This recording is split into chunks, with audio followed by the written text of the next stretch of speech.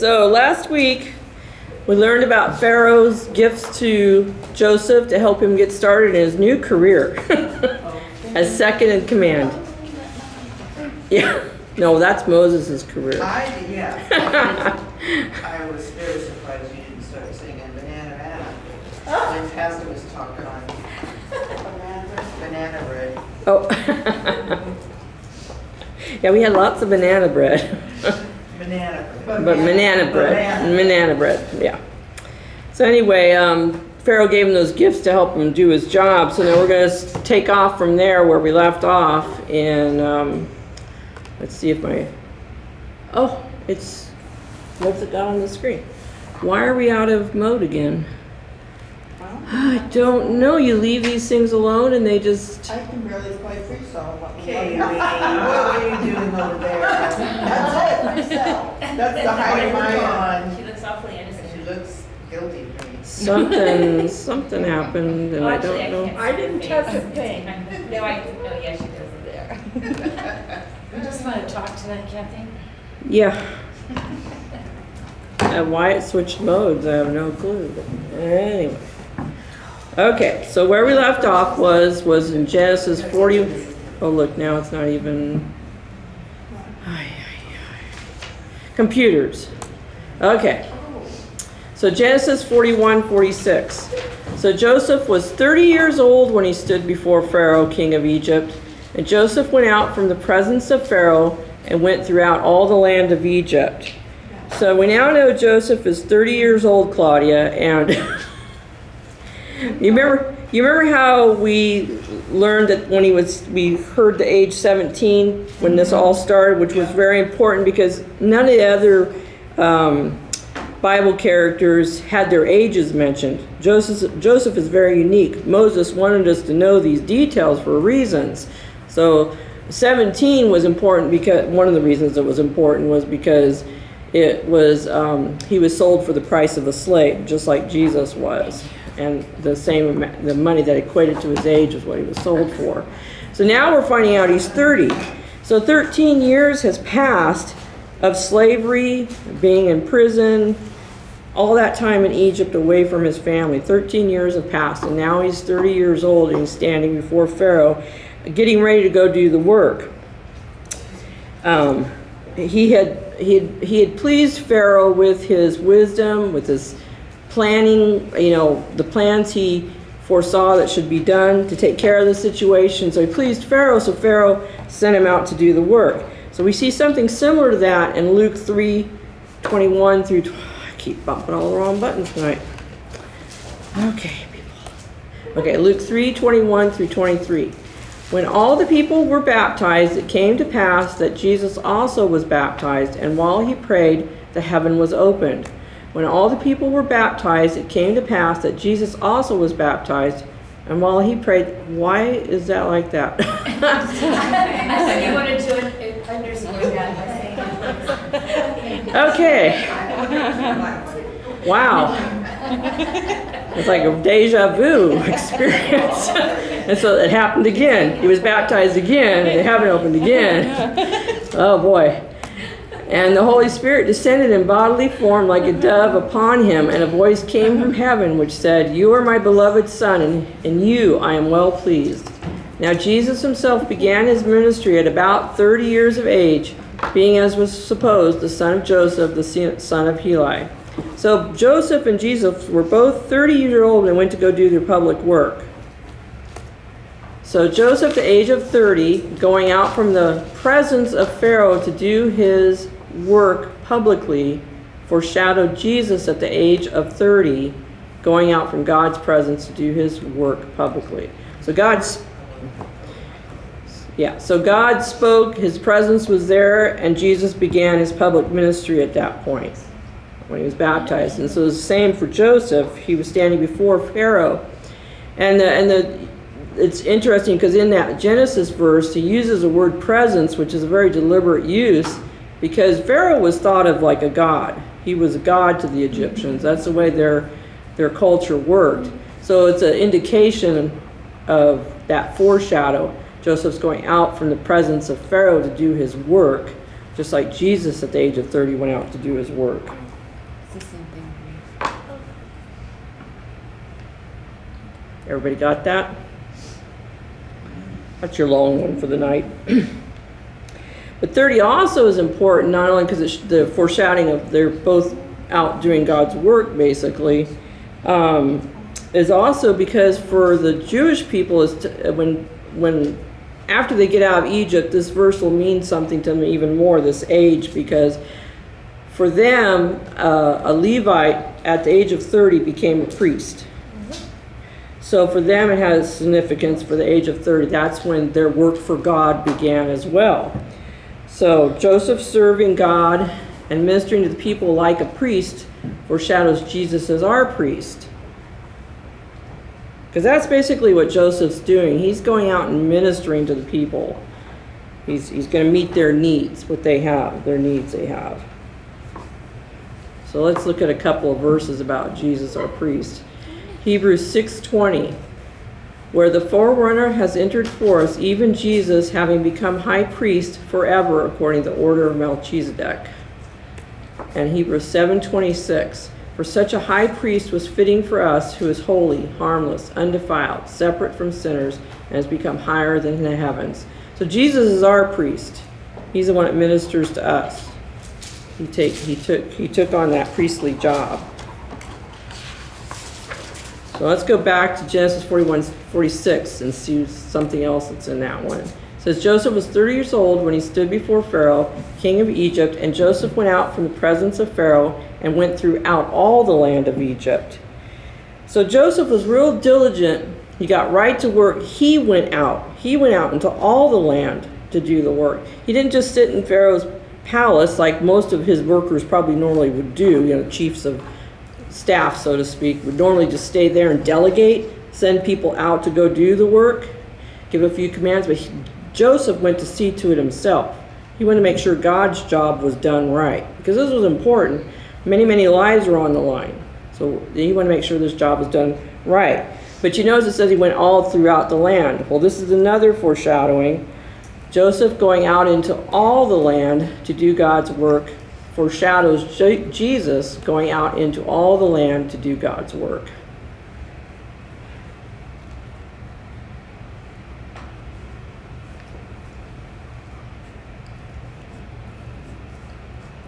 So we see that in Matthew 4:23 is one spot.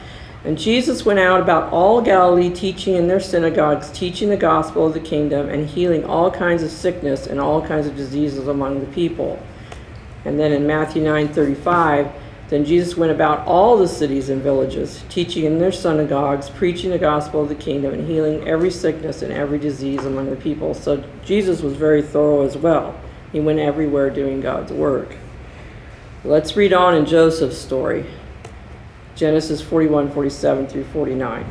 Now in the 7 plentiful years the ground brought forth abundantly. So he gathered up all the food of the 7 years which were in the land of Egypt, and laid up the food in the cities. He laid up in every city the food of the fields which surrounded them. Joseph gathered very much grain as the sand of the sea until he stopped counting, for it was immeasurable. So not only did the crops produce what they normally would, that to feed the people as they normally would, it produced enough beyond that to save up for 7 years worth of famine. That's a lot of food. So not only was he in charge of gathering all the food, he probably was in charge of building buildings too, because they had to have a place to store that much food. Can you imagine what had to go on, how much he had to get done? He was probably just busy 7 days a week trying to get that done. And to have that much food, what a miracle of God that was. For that much food to be grown and be provided, to do basically doing double and preserving it, that it would stay good.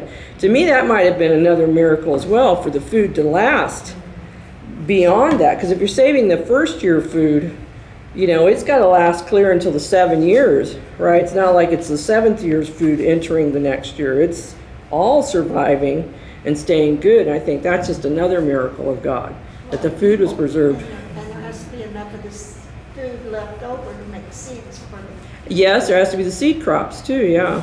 And he was going to have to feed Israel. Right, it wasn't just Egypt he's Wasn't just feeding. Egypt.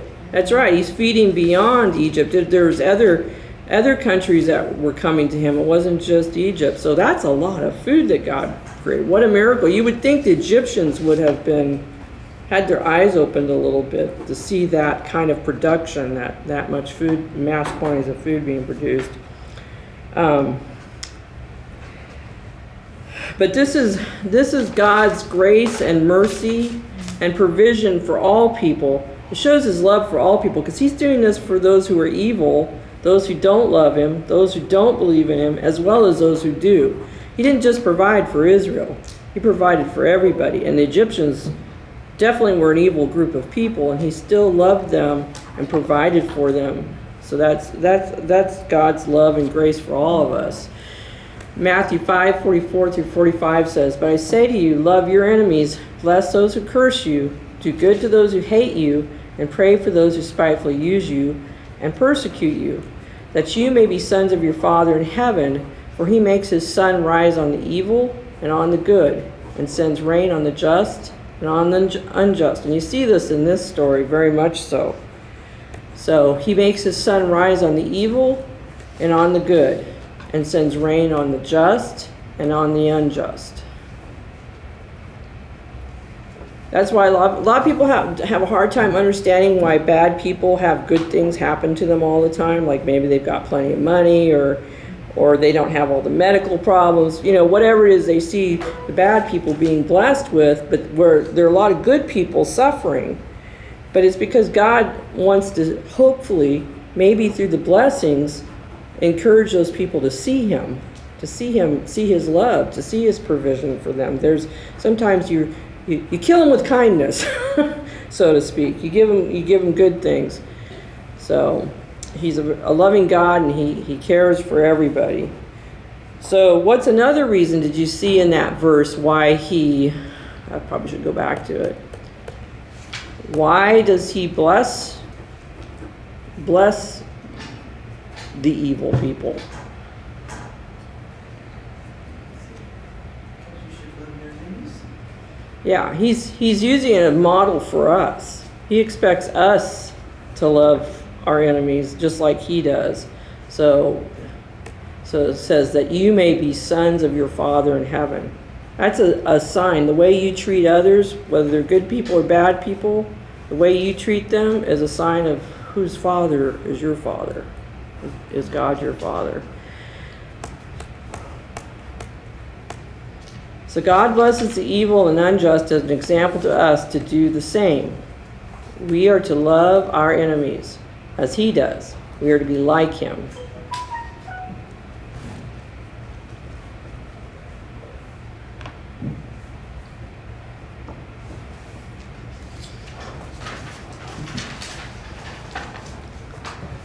So in the next verse, in Genesis 49, Joseph gathered very much grain as the sand of the sea until he stopped counting, for it was immeasurable. Now they've looked at, the archaeological dig sites, the monuments, the records that they found. It was tradition, a habit, a business practice, whatever you want to call it, that they kept track of their grains in Egypt. And they found records of them keeping track of their grain, or their product, the things that are grown. So here, in this case, apparently Joseph keeps up that tradition. He's trying to keep track of the grain as it comes in, and it's so much, they can't even count it anymore. They can't even keep records of it anymore.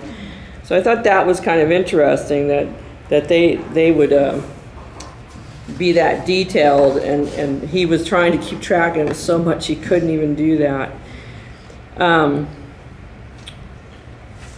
So this was a very great harvest, obviously. Big harvest. Joseph's great harvest foreshadows the great harvest of Jesus. Joseph's was in a physical sense, but what is Jesus' harvest? Spiritual.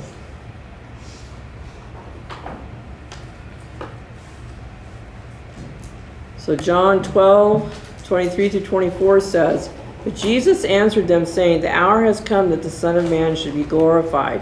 Most assuredly, I say to you, unless a grain of wheat falls into the ground and dies, it remains alone, but if it dies, it produces much grain." So Jesus is death is like that of the seed being planted, and there's going to be a great harvest after that. So he was telling his disciples that. In Revelation 14:15, and another angel came out of the temple, crying with a loud voice to him who sat on the cloud, thrust in your sickle and reap, for the time has come for you to reap, for the harvest of the earth is ripe. So there's going to be a final time where there's going to be the final harvesting that's talked about. But Jesus told us some other things. Like Joseph, we are called to participate in God's harvest here on earth. So Joseph had a job to go out and bring in the harvest. But Jesus has asked us to go out and bring in the harvest too.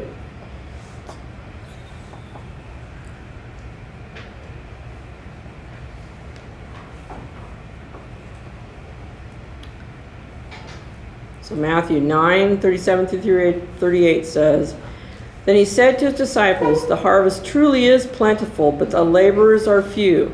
Therefore pray the Lord of the harvest to send out laborers into his harvest.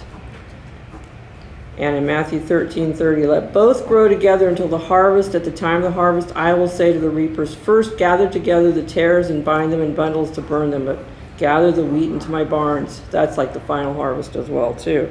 But we're expected to go out. The harvest is there. That's sometimes what we don't think about. There's people already there waiting to receive Jesus as Savior, but he needs us to go out and share and talk and bring in the harvest. If we don't do that, the harvest just sits out there, right? So he wants us to take in, just like Joseph took in. There's an abundance. There's a great harvest out, and there's going to be a great big harvest in the end. So in the midst of all this hard work, I mean, Joseph's spending, it wasn't a leisurely 7 years of gathering, having a good time gathering crops. It's a lot of work to harvest. It's kind of funny, just last night we were watching some of the missionary in Ukraine's, they have a farm that's tied to their ministry that they do in Ukraine. So it's beginning to be harvest season for them because they've planted all the crops. So they apparently had just brought in the carrots and the onions, I guess. And because they have to have a lot of crops, now it's going to become a matter of survival because food is starting to get scarce for them, and even in their area in Ukraine. So they just brought in the carrots, and she's sitting there cutting off the carrot tops. And they're using the carrot tops for different purposes and using the carrot, and then they hang the carrots up. It was a big job. And she's sitting there in the hot sun doing the work herself, trying to get the carrot crop in. But she at the same time was telling stories about their mission work while she was sitting there working on the carrots. But it's harvesting farm work is not an easy job. It keeps you busy all the time. So Joseph, in the middle of all this hard work, though, he received some personal blessings that came his way. And so we're going to read about those now. Genesis 41:50-52. And to Joseph were born 2 sons before the years of famine came, whom Asenath, the daughter of Pharoah, priest of On, bore to him. Joseph called the name of the firstborn Manasseh, for God has made me forget all my toil and all my father's house. And the name of the second he called Ephraim, for God has caused me to be fruitful in the land of my affliction. So Manasseh is a Hebrew verb that in this context means to cause to forget. So Joseph's been through a lot for the last 13 to 20 years, because somewhere in the middle of this 7-year period is when the kids are starting to be born. So, maybe this is at the 15-year mark or the 17-year mark of his time in Egypt, and he's having kids. He's had a lot of horrible things happen to him since he was 17, or maybe even just before 17, because his older brothers were always probably picking on him. But at this point, that's a lot of years of tough times. And he's now maybe getting a little easier in a sense. He's not a slave to someone, but he's still very busy, he's still very hardworking. And he gets this blessing of having Manasseh born. And he names him, cause to forget. He's caused me to forget. It's helping him, the joy of this little child is helping him to forget the hard times he's had. It's kind of like us when we go through labor pains. It's incredibly painful, and you'd think, I don't ever want another child. But then you get over it. You feel better because of the joy of that child. You don't care if you have more pain again because that child is so joyous to you. So Manasseh is helping him not feel so homesick. He's giving him his own new little family to enjoy there in the midst of Egypt. So it's a blessing that God's giving him. And I had to think, when I was thinking about this, have you wondered, like I always wonder weird things. Here he is, second in command of Egypt. He's got power, can do pretty much anything he wants, but you don't read anything about him sending a letter to his family via messenger, going to go see his family, which he probably could have done, you would think, or calling for his family to come to Egypt to see him. There's no records of that. So he's still, during those 7 years, even with all this great power, not going to see his family or not having them come to see him. You kind of wonder why. Why would he not take advantage of his position to end his homesickness in a whole nother way? You know, just bring your family to come see you. But I was trying to think about, now, why would he not do that? Don't you think if you were put in that position of power that maybe you might take the opportunity to send a letter at least to your family and say, hey, I'm alive? Maybe he felt like he had to just move on. They deserved it. I mean, he'd been through so much. His family sold him to slavery. Yeah, Not his but his dad, father but did. His father didn't. No, you're right. His father, just his big bad brothers. But maybe it has to do more with the dreams he was giving, which kind of caused this whole ball to roll, was when he said that my family's going to come to bow down to me, which they didn't like. Even his father didn't like hearing that. Maybe God put it on his heart not to go to his family because that prophecy still has to come to pass. Maybe he's waiting for the fulfillment of it, that the family's going to come to him and bow down at some point and the dreams are going to become fulfilled. Maybe that was his reason. It's just something, one of those things to ponder, you know. It's not going to make or break any of us not to know, but I just always wonder about things like this. And it's like, was he just following maybe a leading that God said, don't go to your family, you know, or, you know, your dream's still going to come to pass, just wait for it to come to pass. You know, was he still holding on to that?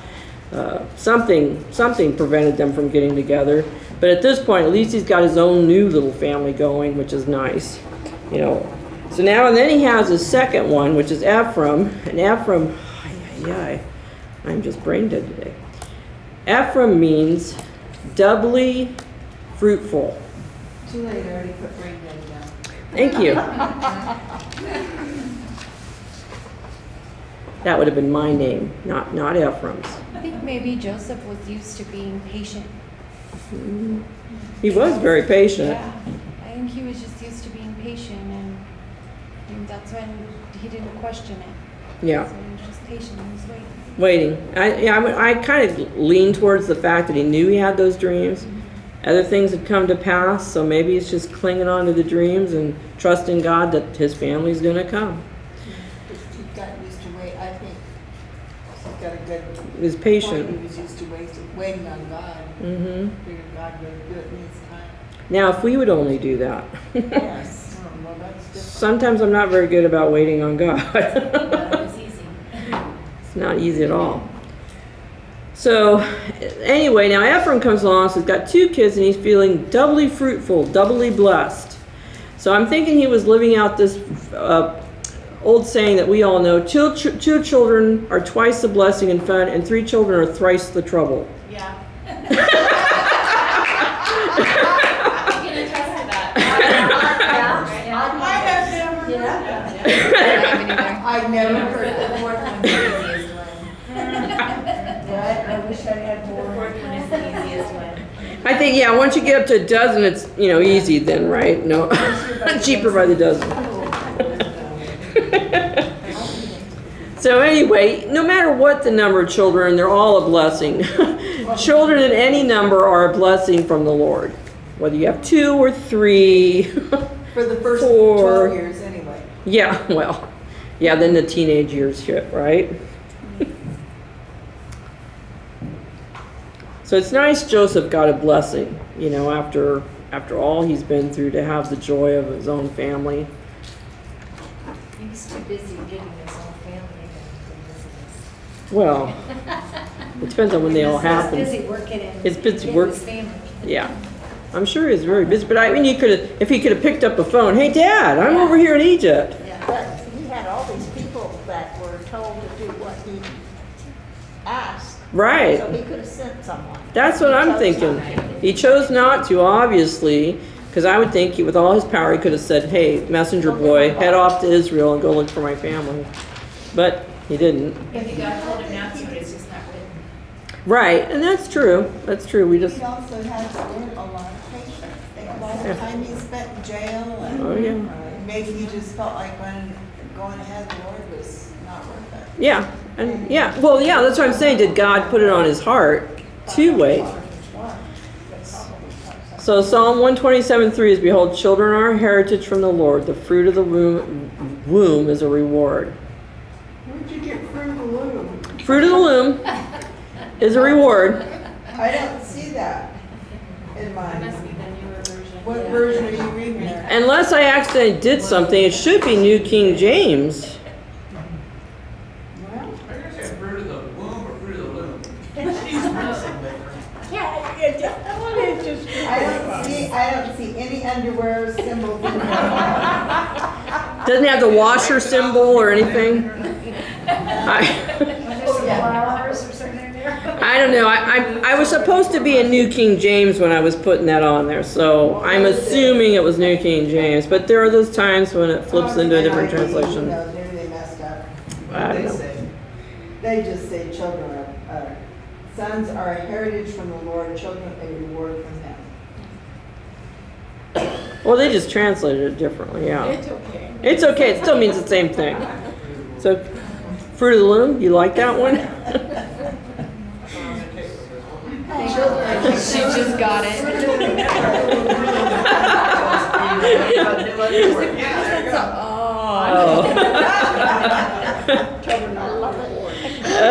Put that in your notes now that you've got it.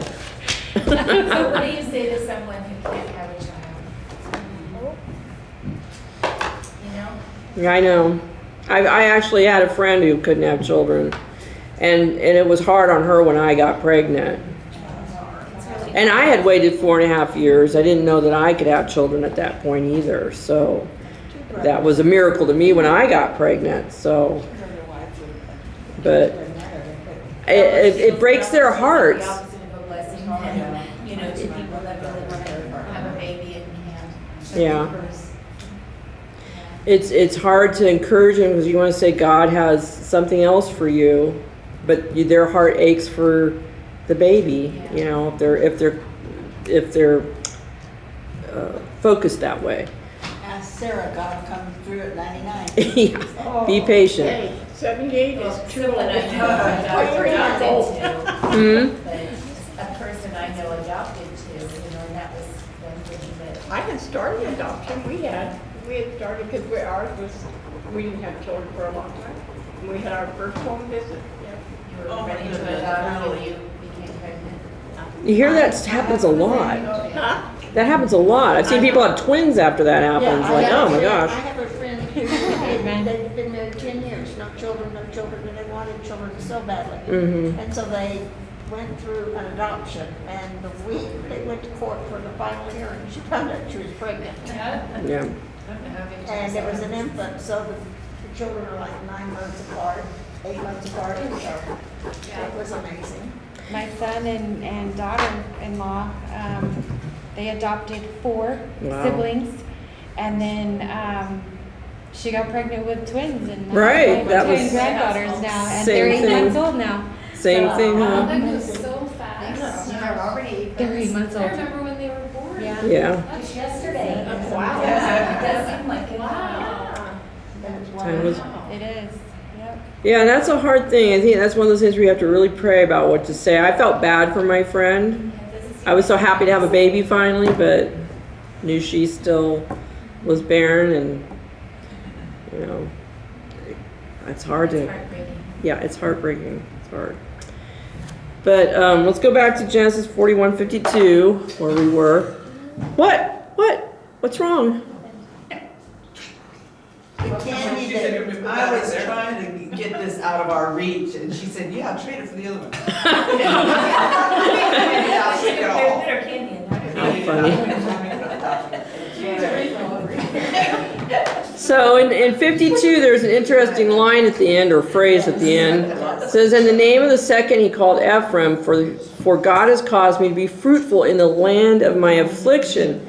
Okay, so now he's, whatever point this is, 5 years into the good times, that he's been having as second in commander. Who knows what exactly point Ephraim's born. He's still calling it his land of affliction. Well, Even after having the 2 kids, having all the money and riches he probably wants, he sees it as land of. Why do you think he'd call it his land of affliction? But he didn't worship he still believes in the Lord. Right. And there's nothing there that says he doesn't. He believes in God. So therefore, how in the world can you ever be comfortable someplace else where no one else worships? Right. He's Exactly. basically alone unless Asenath has come over to his ways, which we don't It know. doesn't say it. Can't tell if she's converted or not. You would hope she would have after living with him for a while. And she let him name the boys Hebrew names, but maybe she has no say in that. Probably not. But I think it's a lot like what you say. He's by himself in his faith. He's standing alone in a very pagan world, very evil place. Look at us. We live in amongst what's becoming more and more increasingly evil in our society. One of the last things I really remember about my mom, when she was starting to get really bad with her cancer, and she was looking at what was going on in the world then, and she was having a really hard time with what was going on then. Oh, yeah. And she was incredibly heartbroken about it, and just distressed in her spirit about it. And I'm thinking I sometimes think God took her out of this world early because she would have had a hard time living with what we're going through now. If she was that sensitive back then to it. And I think maybe that was God's mercy in a way, Like 10 years ago, that far? Yeah. And so I'm thinking, maybe that was God's blessing. Because there were things going on, there were murders and stuff, nothing like what we're seeing now, the terrible, hideous crimes that are going on. And I think for myself, I'm disgusted by the stuff that's going on. I mean, today I saw on the news that car of like 3 guys deliberately ran a guy down, got out to rob him. Oh my gosh. Then got back in their car to drive away.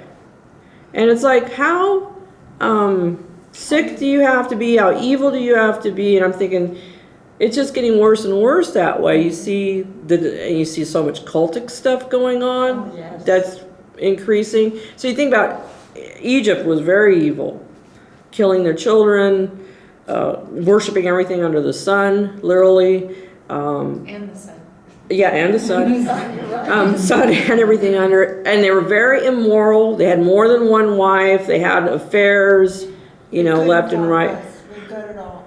Huh? They can't top us. We've got all this. No, I'm just saying we're getting bad like that. So Joseph being alone in his faith in that country for that long, he's working towards 20 years here in Egypt. It would have been a land of affliction, most likely, to his soul. And he'd been in jail for so long. He'd been treated pretty rough. So even though he's gotten to the point where he's living sort of the good life, he's got a family now, he's got wealth probably, Doesn't buy everything. no, but he's still hurting inside. And maybe serving Pharaoh wasn't that much fun. Well, I'm sure he's at, Maybe he felt threatened if he didn't do a good job. I mean, who knows what kind of peace that he did or didn't have. Right, He did a yeah. good job. I'm thinking just, can you imagine if you're living in the middle of places where they're doing cultic stuff around you all the time? That would be, well, yeah. Kathy, it reminds me of that song, This World Is Something Home. Oh, yes. It's like, Yeah, this exactly. world is not a soul. No, it wasn't. And ours isn't either. Did you start to say something? No, I was trying to point. Oh. She was trying to get your attention. I was going to do bunny ears, but decided. I was very tempted. I saw a quote from President Harry Truman. You know, he's president. You know, you would think that's the good life. And I think it'd been a little bit easier back in his decade than the current presidency, you know, what things they might have to deal with. But he thought the White House was his big white prison. And he could not wait to get home back to Missouri to be free from his position. Well, that's how Washington was too. Oh, yeah. That's what? Yeah. It's- How George Washington in his letters, No, they were he always wanted to be alone. Always.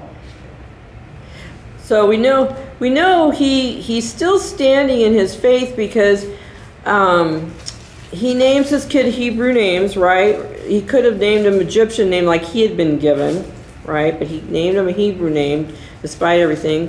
And then he says these comments like, "For God has made me." He's still thinking about God even with the birth of each child. And then, "For God has caused me." He knows that God's still involved in his life even when these children have come along. So he's keeping God still there in the center of his life. And the other thing we notice is that it says, "Whom Asnath, the daughter of Potiphar, bore to him." That shows he's got still only one wife. He's not fallen into the cultural thing of having more than one wife. We don't read about any of the kids by any other wives or anything like that. So he's trying to stick to his beliefs in the middle of this pagan culture. I mean, living in Pharaoh's court. I mean, that's what pressure or what strength he has to withstand that pressure, to stay that way. So like Joseph continued to be salt and light in the pagan world surrounding him, so should we. Because, you know, that's a witness. Him doing those things. Him sticking to his guns, keeping one wife, naming his kids Hebrew name. That's salt and light in the midst of the people around him. Even if it's in a small way, he's still witnessing. So we all know those famous verses in Matthew 5. "You are the salt of the earth, and if the salt loses its flavor, how shall it be seasoned? It is then good for nothing but to be thrown out and trampled underfoot by men. You are the light of the world. A city that is set on a hill cannot be hidden. Nor do they light a lamp and put it under a basket, but on a lampstand, and it gives light to all who are in the house. Let your light so shine before men, that they may see your good works and glorify your Father in heaven." So in the midst of our pagan society that we're living in, we got to keep being those light. You know, we need to keep shining. So don't let this pagan world sway you to its way. Continue to bear God's fruit in its midst and reap his harvest. And that's what he's called us to do. And you're not going to reap the harvest unless you are bearing the light. Because they've got to see something different about you than the world around them. A very dark world around them.